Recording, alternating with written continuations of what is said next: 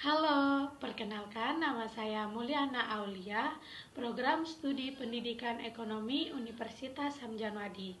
Saya di sini membuat video ini untuk memenuhi tugas individu saya mata kuliah perpajakan.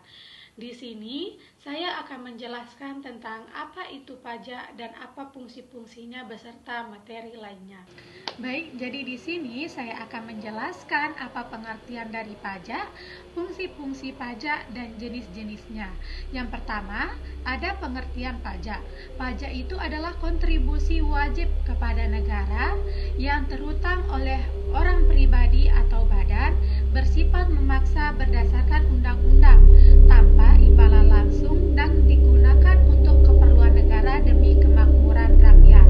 Jadi, maksudnya di sini adalah pajak itu adalah kontribusi wajib kita kepada negara yang terhutang oleh orang pribadi atau kita sendiri atau badan suatu kelompok badan usaha yang bersifat memaksa berdasarkan undang-undang yang telah ditetapkan.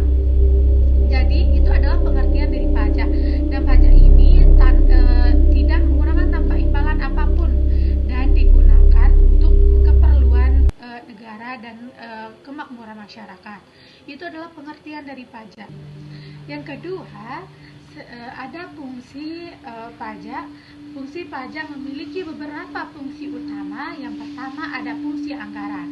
Fungsi anggaran ini sebagai sumber utama penerimaan negara untuk membiayai infrastruktur pendidikan, kesehatan, dan gaji pegawai negara. Dan yang kedua ada fungsi mengatur. Fungsi mengatur ini untuk mengatur ekonomi. Misalnya pajak tinggi untuk rokok itu mengurangi konsumsi, dan ada pajak rendah untuk UMKM mendorong usaha kecil. Itu adalah fungsi pajak.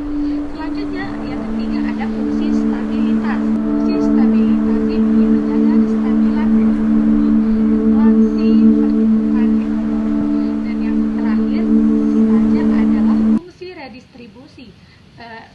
redistribusi pendapatan. Nah, mengurangi kesenjangan sosial melalui program bantuan. Itu adalah fungsi-fungsi pajak.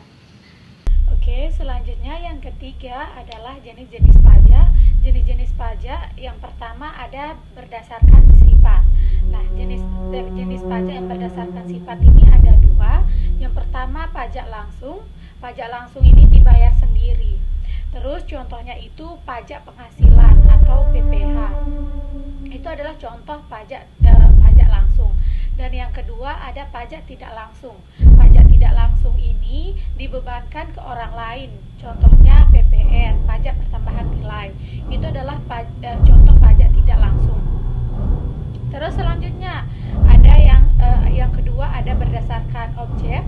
Berdasarkan objek ini seperti pajak penghasilan, PPh, pajak pertambahan nilai, PPN, pajak bumi dan bangunan.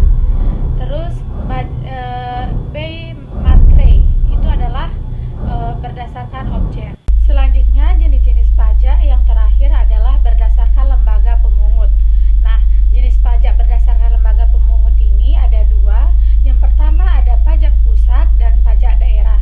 Nah, pajak pusat ini dikelola oleh pemerintah pusat, dan pajak daerah juga dikelola oleh pemerintah daerah. Setiap rupiah pajak yang kita bayarkan akan kembali kepada masyarakat dalam bentuk pembangunan pendidikan dan layanan publik.